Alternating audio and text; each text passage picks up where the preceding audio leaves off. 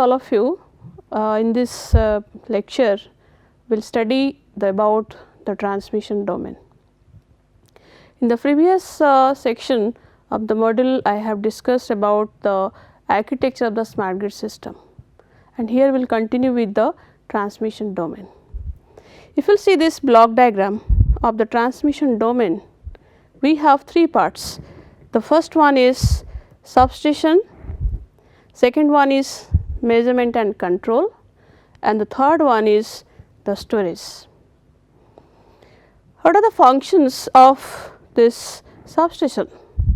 The substation helps basically maintaining keeping all the equipments which are used from the transmission system. We have the transformers, we have the measuring equipments, we have protecting equipments, metering equipments. So, we can see inside the substation.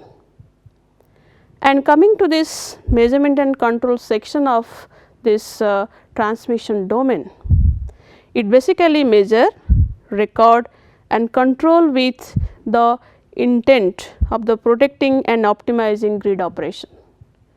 In this case, this is very important, this optimizing grid operation. So, our main aim is to optimize the operation of the grid or optimize the operation of the smart grid. In that case, we have to have a very secure, very reliable measuring system, recording system and control system. And of course, overall we have a very reliable and accurate protecting system inside the transmission domain.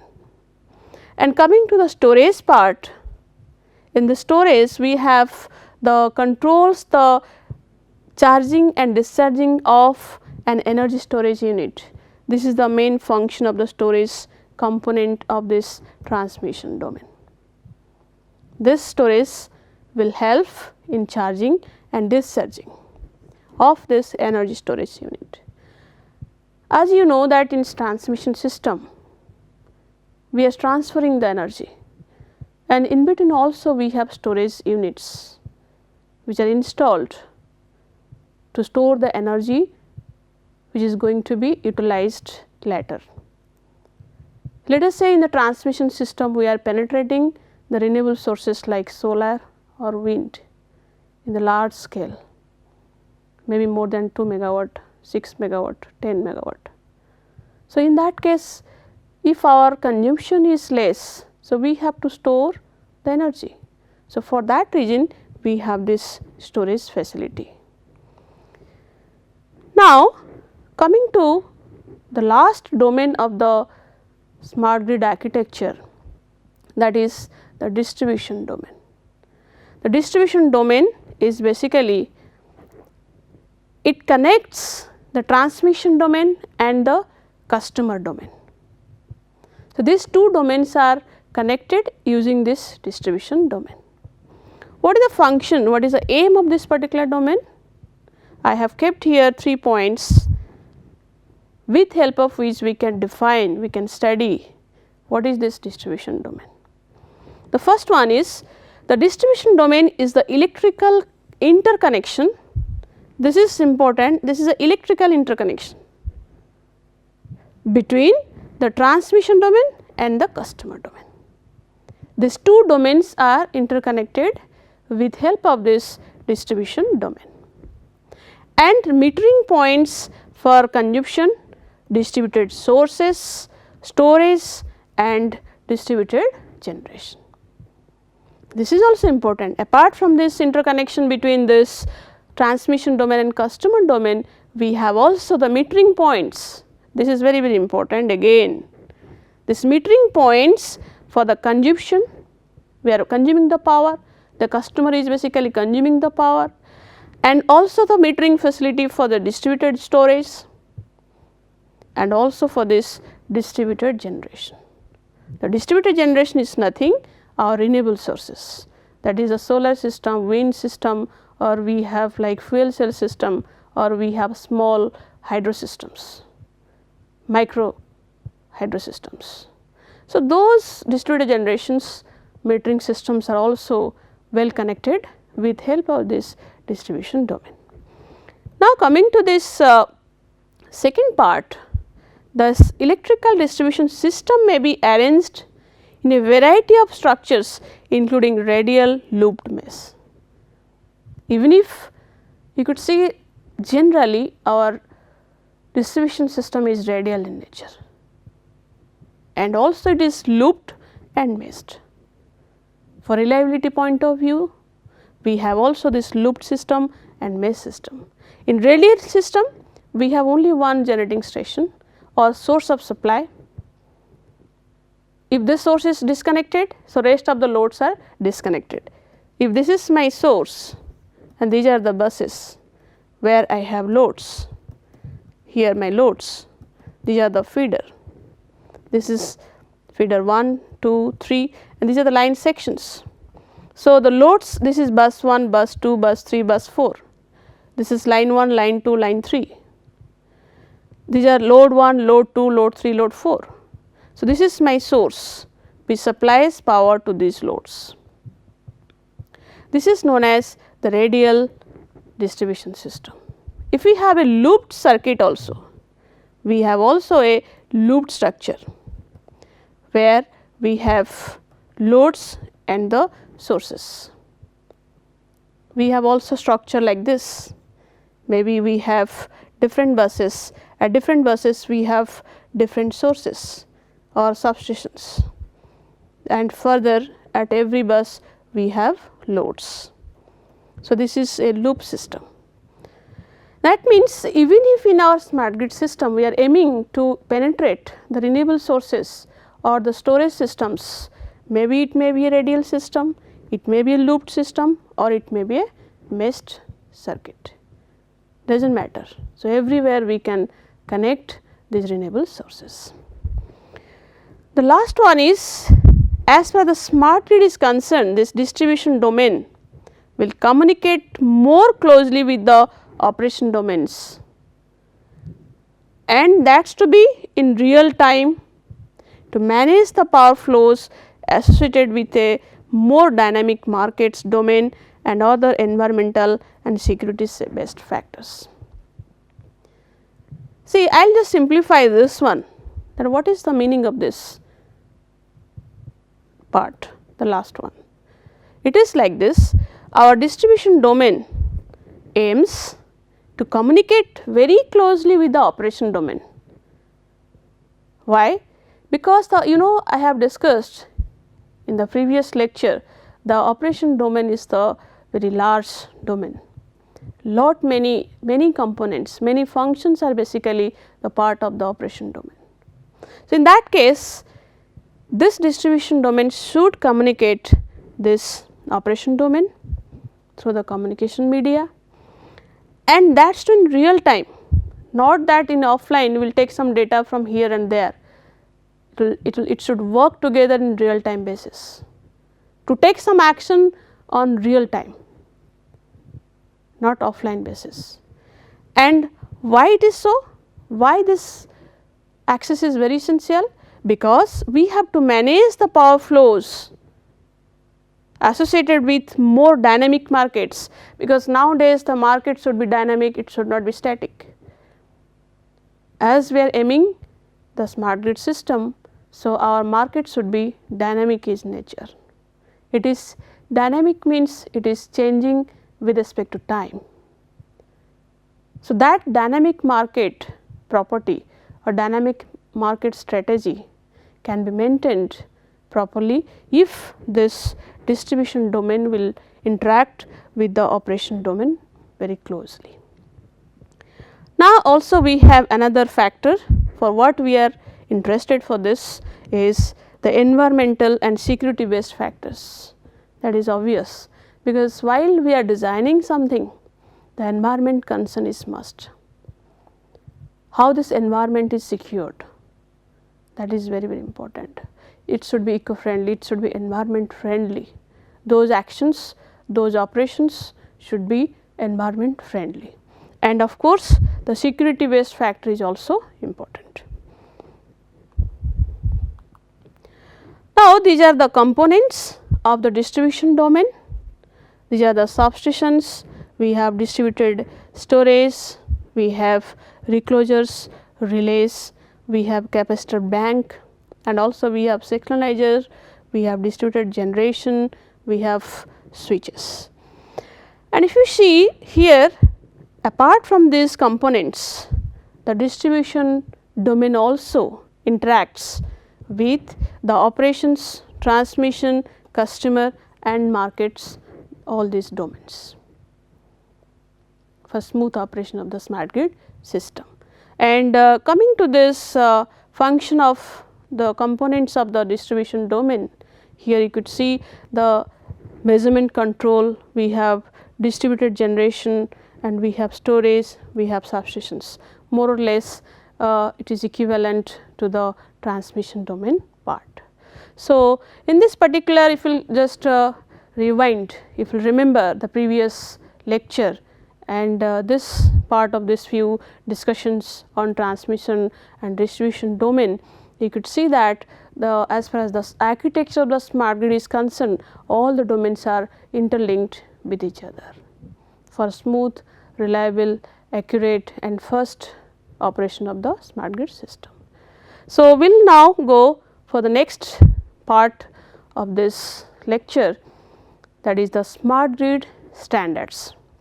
We will discuss what are the standards are maintained for the operation of the smart grid environment. First of all, I will define what is the standard, why we are so much interested for the standards. Without standards, what will happen? With standards, what will happen? So, the standards are basically written agreements, right. So, this is a basically these are the written agreements containing the technical specification, that is first. This particular standard, I mean the written agreements contain the technical specifications or other precise criteria. Those criteria, it should be those criteria may contain rules, guidelines, definitions of characteristics of what? As I have mentioned here, technical specifications, rules, guidelines, definitions of what? If you could see that smart grid contains our existing grid or our normal grid system, loads, along with that we have renewable sources, also we have storage.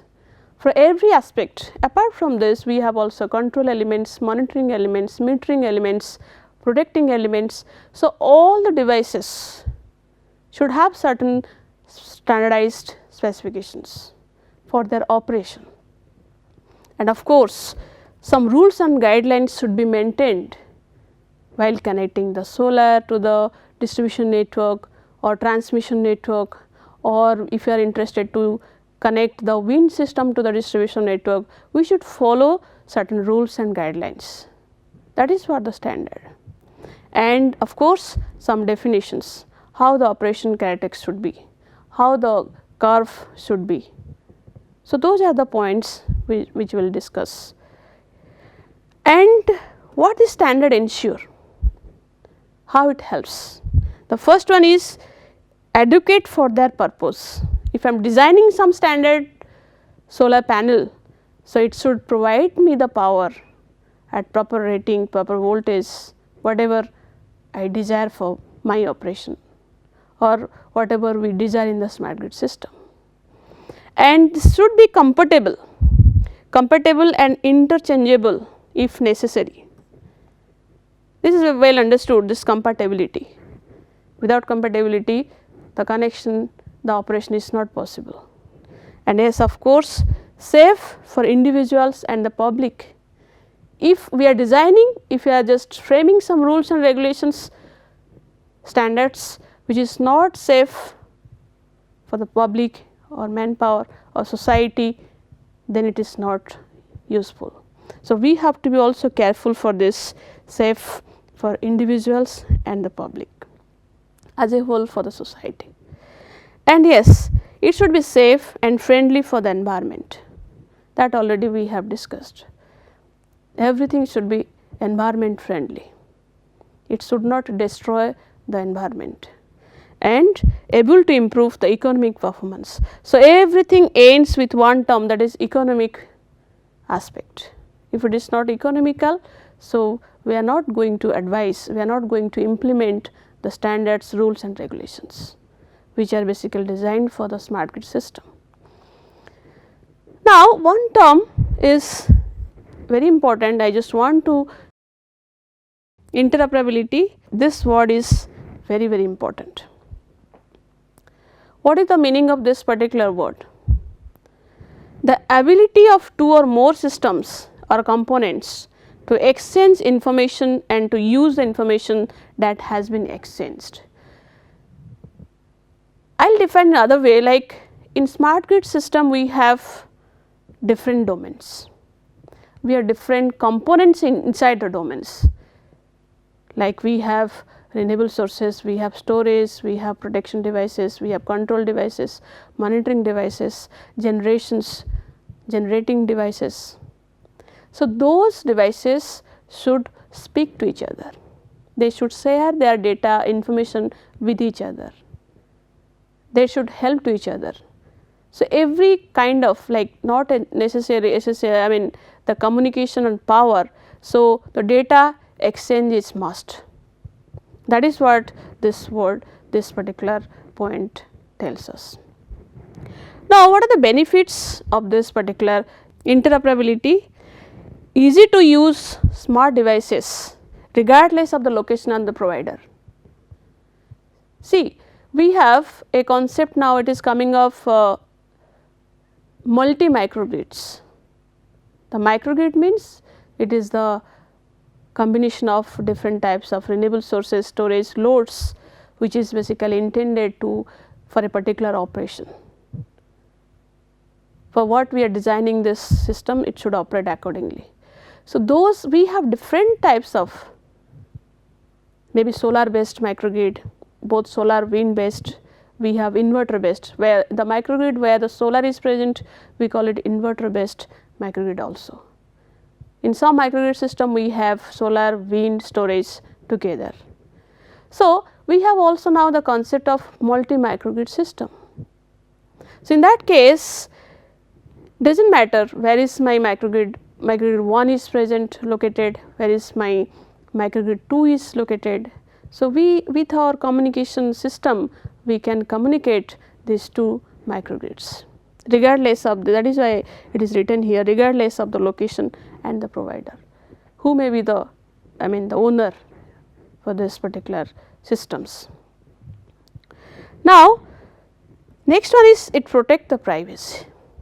We have this is important, we have to maintain the privacy, the data should not be disclosed to the public, that privacy can be also maintained. Now, it facilitate future upgrades and ensure system can be scaled up for larger deployments. That is of course, it is very very essential, because if you do not know the standards, rule, regulations and its operation, we cannot aim for the further scaling of my system, upgradation of the system, that is for the larger deployments. And next one is it provides for backward compatibility, integrating new investments with the existing equipment. This is also important, because while we are just deciding the standards, so we should know integrating new investments with existing equipment. And of course, the last one I will say this is this product markets and reducing cost, accelerating innovation and increasing choice. It is obvious, because in the smart grid system we are expecting that we will satisfy the customer's choice, what the customer needs, accordingly we will supply the power to them, even according to their need time also, what time they need the power, at what cost. So, everything should be automatic, it is not so easy, but we have to basically frame the control algorithms in such a manner that we have to make the standards in such a manner that we will satisfy the customers in time. and ensure security and enhance the reliability of the grid. That is also the function of this interoperability, which is part of this standard. Now, the security and enhance the reliability, these two are always very essential components, right. So, now I will come to what are the institutions. Basically, these are the institutions which provide us the standards, standard development organization we call it, that is SDOs. The first one is National Institute of Standards and Technology, that is stands for NIST, and the second one is American National Standards Institutes, that is ANSI and C, and the third one is International Electrotechnical Commission, that is IEC, and the fourth one is Institute of Electrical and Electronics Engineers, that is IEEE, and next International Organization for Translation, that is ISO, and the last one is International Telecommunication Union, ITU. This telecommunication union is very important, because the main backbone of the smart grid system is the communication system. So, for standardizing the communication network operation, we need some union. So, that union is International Telecommunication Union, it stands ITU. If you see the as far as the classification is concerned, the classification of the smart grid standards, here it is. The first one is the interconnection of distributed energy resources. In some papers, in some standards or booklet or books, it is referred as distributed resources, or in some case it is also written as distributed energy resources, does not matter, these two words are equal, I mean there is no difference. In my lecture I may also tell DERs and sometimes DR also. So, this DER stands for distributed energy resources. Now, the first one, as I said, it is the interconnection of distributed energy resources. The second one is our wide area situation awareness, it is WASA, WASA, and the third one is substation protection and automation, and fourth one is time synchronization, and the fifth one is cyber security. Broadly, these are the broad classification of the standards of the smart grid. We have many standards, but I have kept in front of few standards, and broadly these are the major areas where the standards are very essential. While we are connecting these DAs to the existing network, maybe it is transmission, distribution, generation, so we have to follow the standards. Similarly, while we will go for wide area situation awareness, so we have to also follow the standards. And yes, of course, this is essential, substation protection automation, there also we follow some standards. Those standards are basically written here, you could see here in this small box, like I have written for this first one, the interconnection of distributed energy resources, that is basically there are 3 lines I have written here. First one is IEEE 1547, second one is IEC 618507420, and similarly others also. These are the guidelines, these are standard booklets or books where everything is written, how to connect, how to operate, how to maintain the things properly in a smart grid system. Now, I will just describe the interconnection of distributed energy resources, that is DERs, what are the terms and conditions, how it should be. This IEEE 1547 series is used for interconnection of distributed energy resources. Standards are written in this series IEEE 1547. This is a series of standards, as I said, we have 1547.1, 0.2, 0.3, 0.4, so on. It is a series of standards, and these standards provide the criteria or requirements for the interconnection of distributed energy resources into the power grid, and these standards are basically published in 2003. 3. And if you will see the PDF files of IEEE 1547 standards are available in the IEEE website.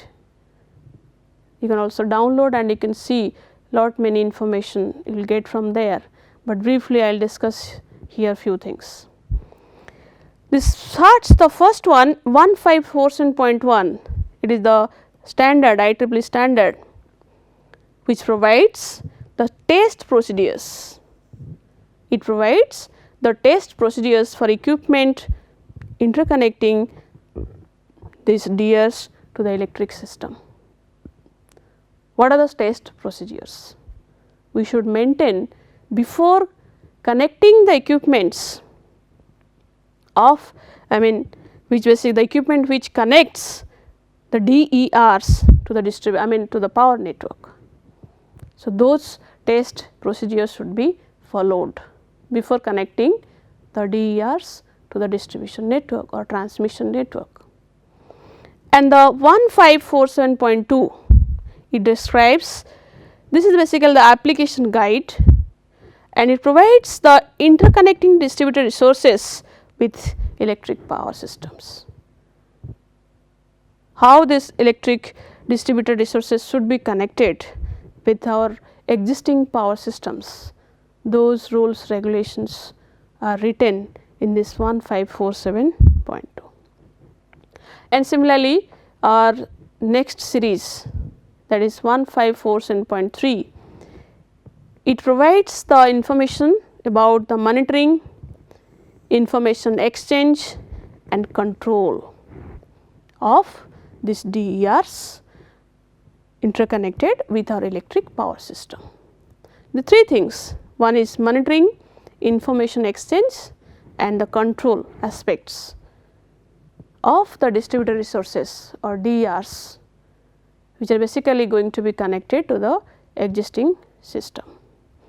And the fourth one, the fourth series tells about the design, operation, integration of DERs island systems. Here one more point has come extra, it is new basically. Island means, the island system means the distributed energy resources which are disconnected from the main grid. Those DERs or those microgrid systems are called as island systems, because in a smart grid system we have microgrids. Microgrid is a part of the smart grid system. This microgrid is basically connected to the main grid. If the main grid is absent, so in that context, during that period the microgrid is basically islanded for the main grid. That is what the island system with the electric power system, it is disconnected from the main grid. So, those design, operation and integration of distributed resources island systems are discussed in our fourth standard. Now, the fifth one has not been issued, it is basically under process, and its intended scope is what? It is to address the issues with interconnecting electric power sources more than 10 MVA. This is the target of this particular standard. The fifth series, that is our IEEE standard 1547.5, it aims to provide the interconnecting rules where the electric power sources are more than 10 MVA. Those rules are under process. And the sixth one is basically recommended practices for interconnecting the distributed resources with electric power systems with distribution secondary networks. We have primary network, we have secondary network. With the secondary network, how to connect the DERs. So, those rules are basically described in 1547.6. And similarly, we have 7th, 8th series, and this 7th and 8th series have not been issued yet. So, it is intended basically to provide the supplemental support. The supplemental support is basically expected from this 7th and 8th. Now, so these are the few rules, I mean the standards of IEEE standard 1547 series. Now, I will just tell very important points. These are the very important points as far as the 1547 is concerned. The first one is the microgrid must not actively regulate the voltage at the PCC. What is the meaning of this? I will just draw a very simple diagram. If this is my grid and here is my few loads, and at this point I will connect one solar system.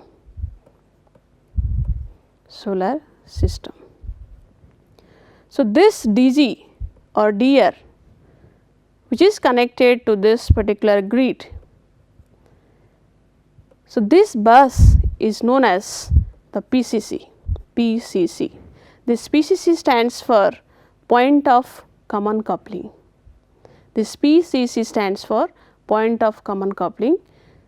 It refers or it states that the bus where the connection point where the DG is connected to the grid, or DG and the grid both are interconnected, that is known as PCC.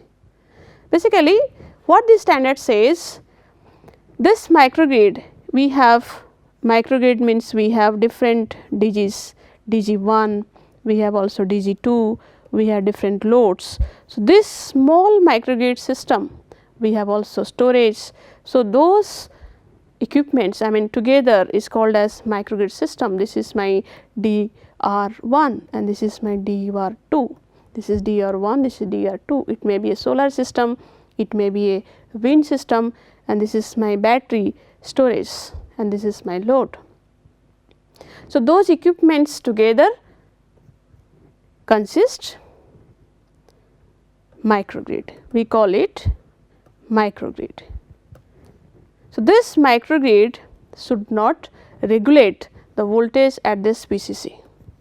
This is very important. This is one of the important guidelines of IEEE 1547 series. And the next one is the grounding approach should be chosen in such a manner that the local area power energy system, that stands for LAPS, must not create over voltages and which is going to exceed the ratings of the equipment connected to the main grid. This is also another vital rule for the interconnection of the DERs to the existing system. What is that? Again I will just explain, I want to explain that we have to maintain the grounding approach, because basically we have star connected loads, star connected sources.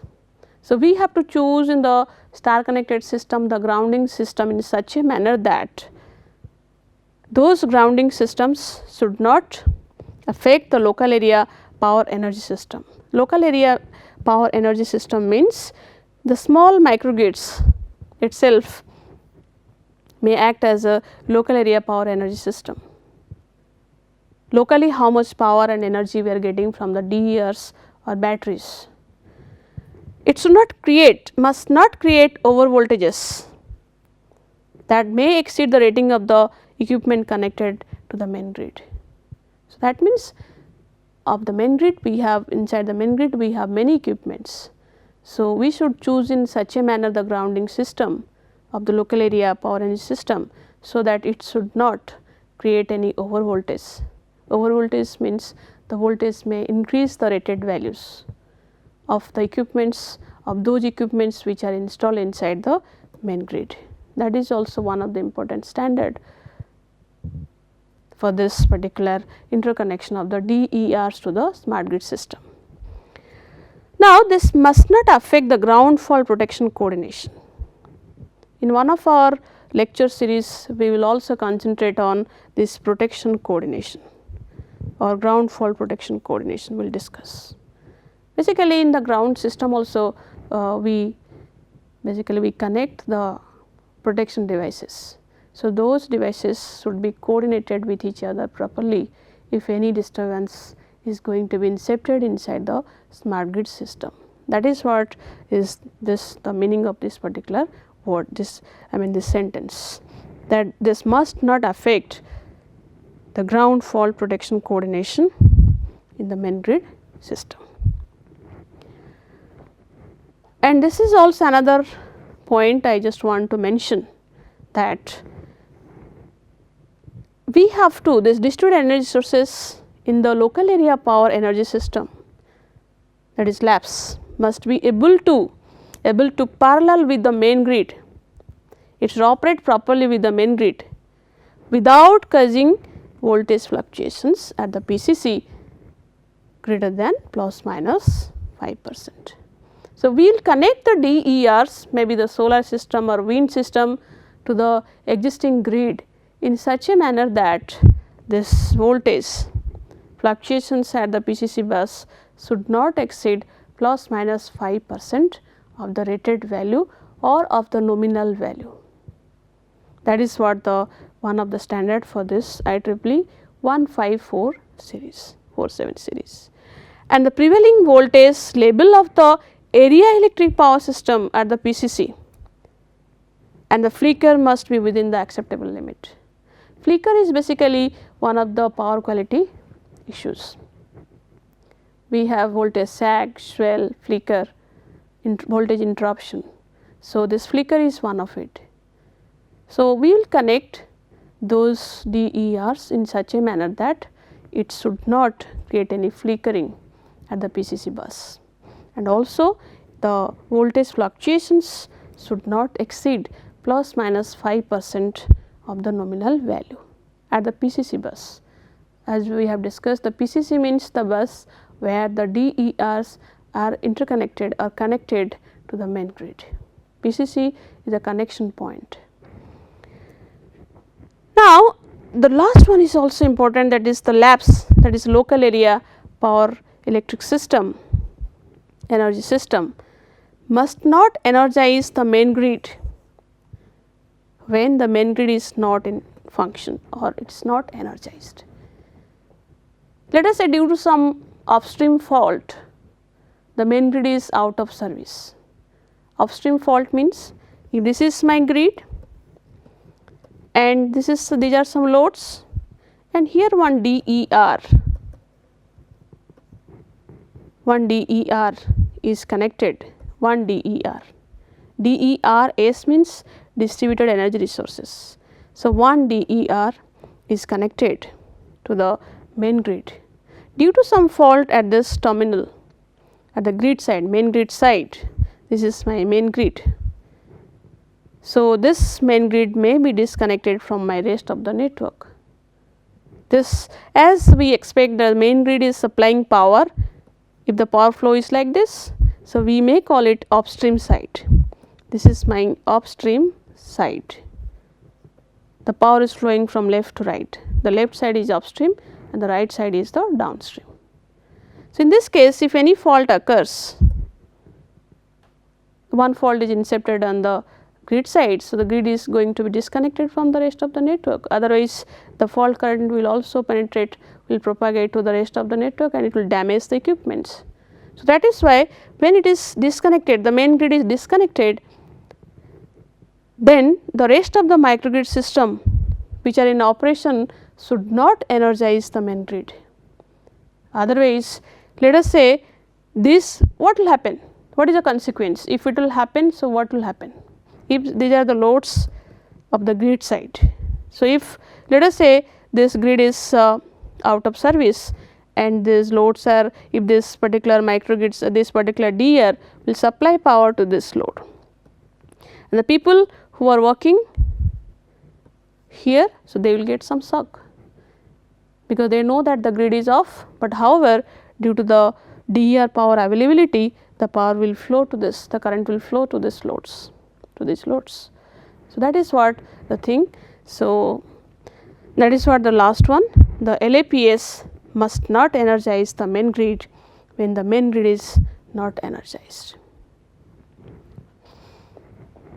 This is how the definition I have kept, what is LAPS and what is this area electric power system. This is another point here, another standard, a rule you can say, that each distributed energy resource or DER unit of 250 kVA, this is the rating of this DER or more, or the DER aggregate of 250 kVA or more at a single PCC shall have provisions for monitoring its connection status.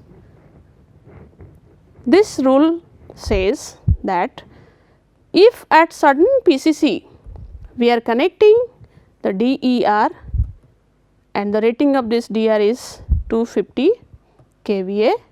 So, in that case this DER should have, I mean the single PCC shall have provisions for monitoring its connection status, real power output, reactive power output, voltage at the DER connection.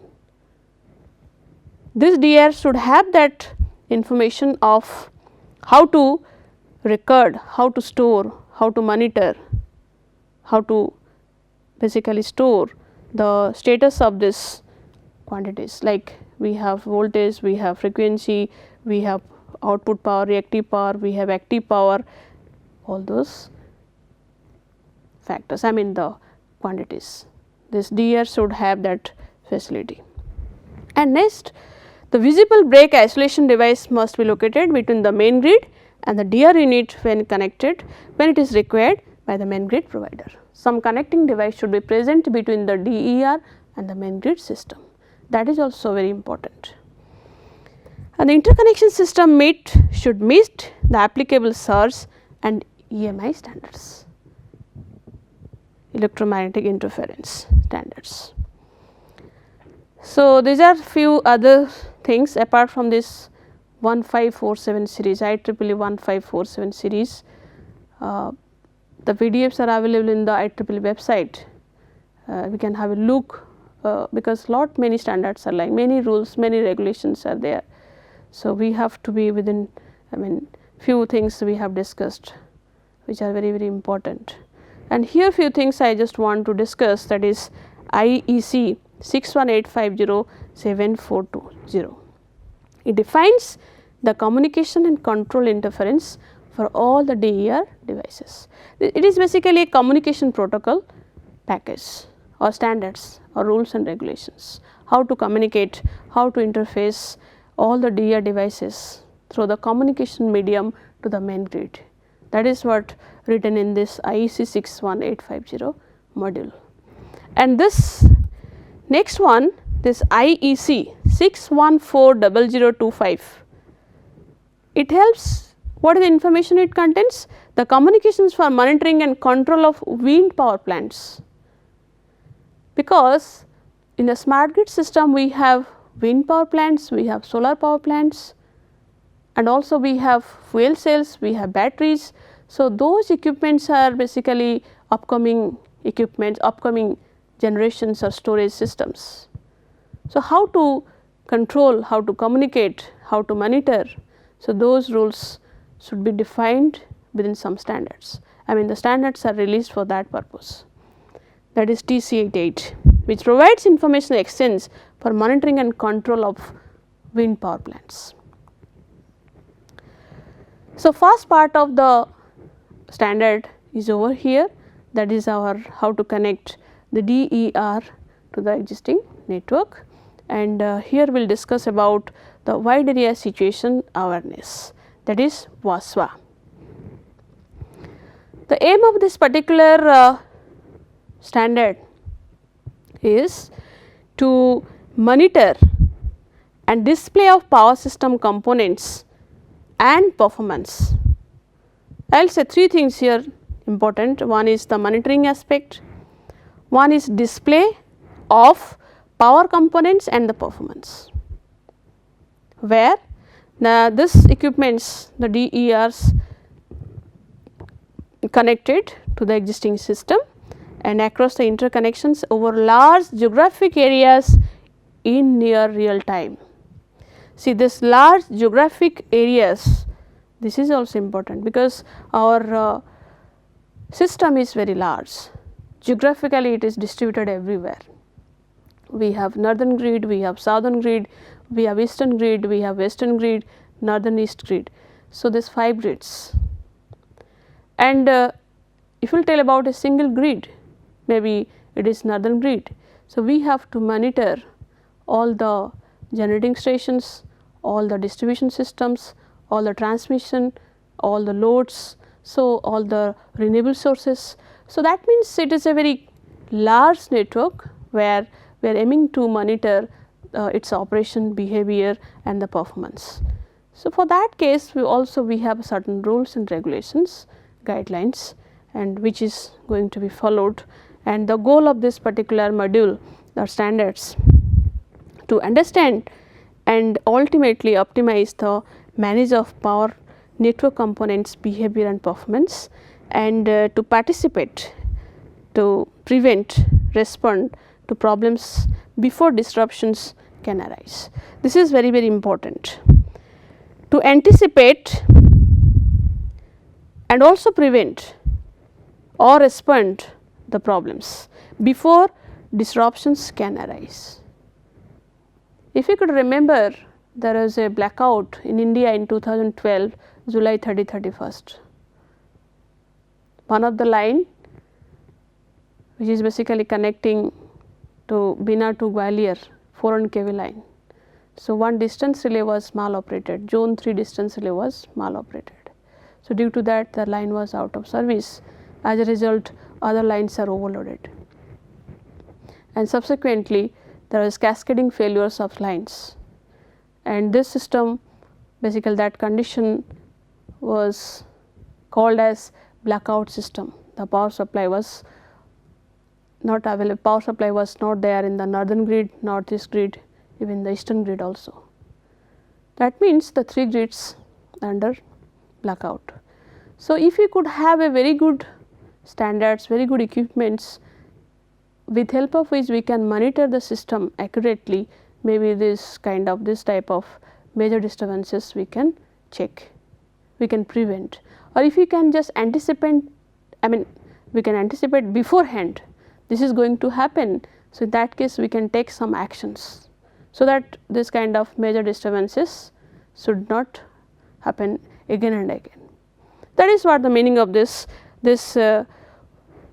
wide area situation awareness system should anticipate and prevent and respond to the problems and before the disruptions can arise. That is what the meaning.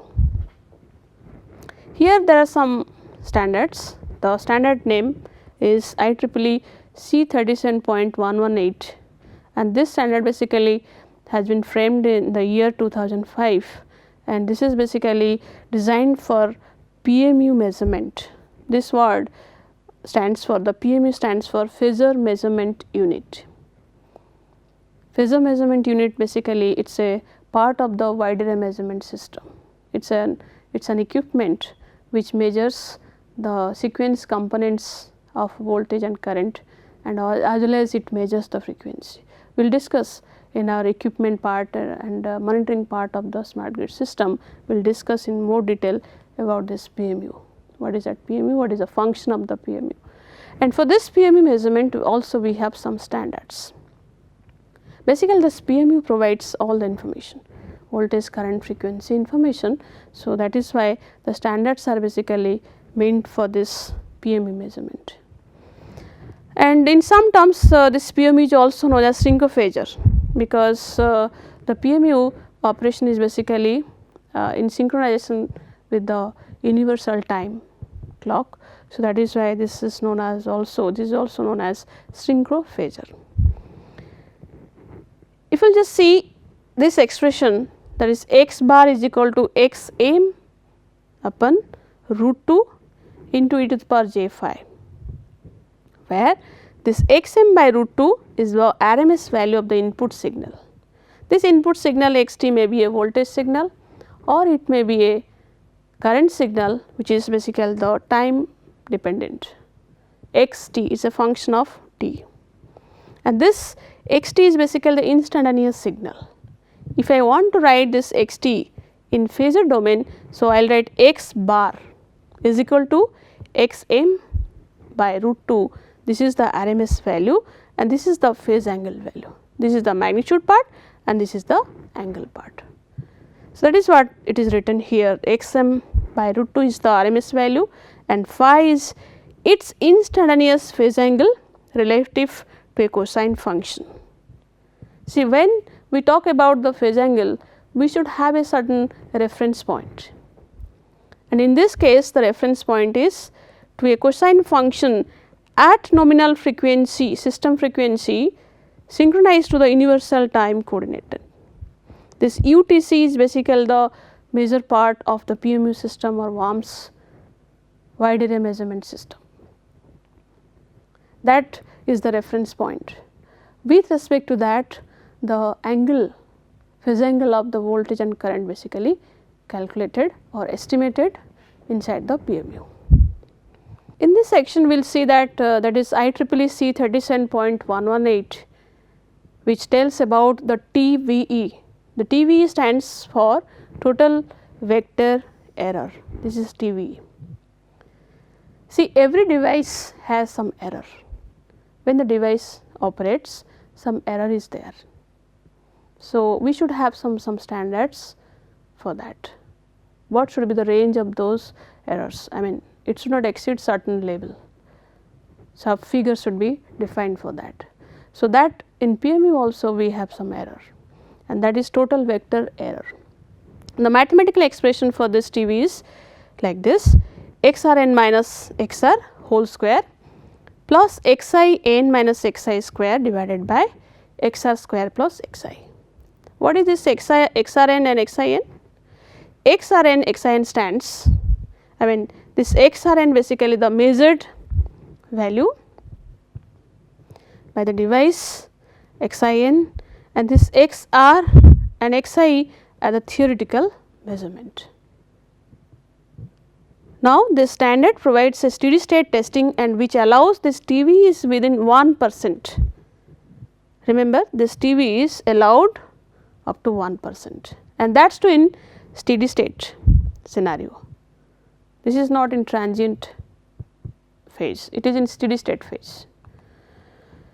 And similarly, we have another part that is IEEE C 37.118, and basically this particular is split into two parts, one on 8.1 and one on 8.2, that is the measurement definitions. The first one tells about the measurement definitions and requirements, and the second one tells about the data communication and structures. You know, the PMU measures the voltage and current, and also inside the PMU the sequence components, the phasors of the voltage all are computed inside or estimated inside the PMU. And to transfer those data, I mean the phasors or maybe sequence components of voltage and current to different other devices or stations, the PMU needs the communication infrastructure. So, those data communication structure should be defined. So, this IEEE C 37.1 on 8.2 helps for that, and we have, that is what I have just written here. And another one is this IEC 61850, that is basically it includes this 5 things: use cases and communication requirements, data modeling, and this communication configuration mapping and cyber security mechanism.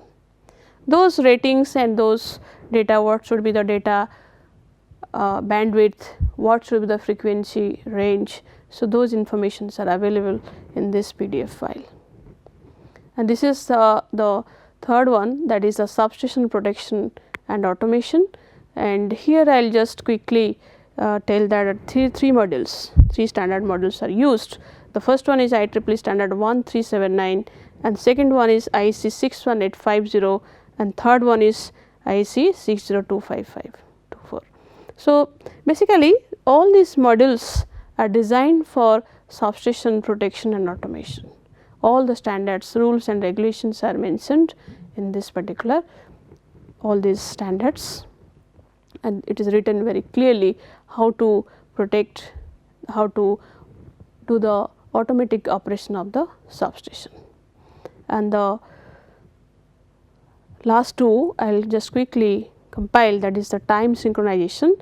The time synchronization requirement is up to 1 microsecond, and this IEEE 1588 is designed to synchronize distributed clocks with a accuracy of sub microseconds across packet switched communication network with relatively low network and computing capacity.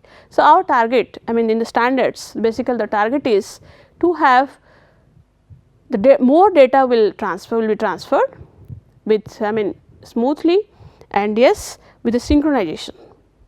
The synchronize to synchronize the distributed clocks, this is very, very important. And this IEC is part of the cyber security.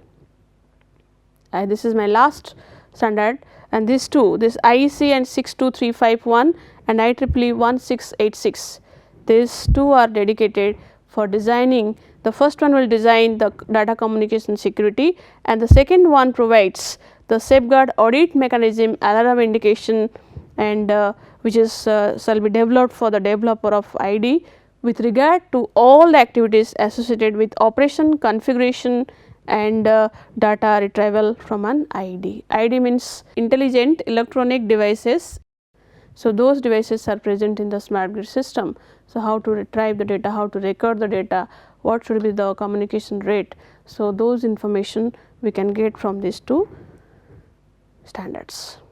So, this is all about as far as the standards of the microgrid or smart grid, I mean are concerned. So, here in this module we have discussed about the few parts which are left from the architecture of the smart grid. Those are the transmission domain and distribution domain. We have clearly distinguished what are those, and next we have discussed the standards like from the IEEE standards and also IEC standards, which are dedicated for the making the rules and regulations of the smart grid system. Thank you all.